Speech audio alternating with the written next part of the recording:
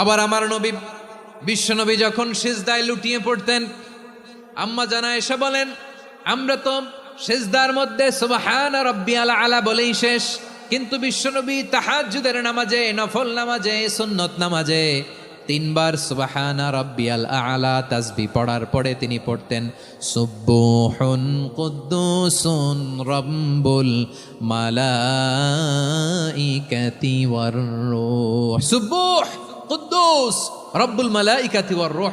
সিজদায় লুটিয়ে পড়ে বিশ্বনবী এই দোয়াটা পড়তেন। নফল নামাজে, সুন্নাত নামাজে কিংবা তাহাজ্জুদের নামাজে সুবহান রাব্বিয়াল আলার পরে কি পড়তেন? সুবহুন। আওয়াজ করে বলেন, সুবহুন কুদ্দুসুন রব্বুল মালাইকাতি ওয়ার রূহ। মানে আল্লাহ আপনি প্রশংসিত, আল্লাহ আপনি অতি পবিত্র, আপনি সব ফেরেশতা কুলের রব, ফেরেশতাদের সরদার জিব্রাইলের রব। সুবহানাল্লাহ।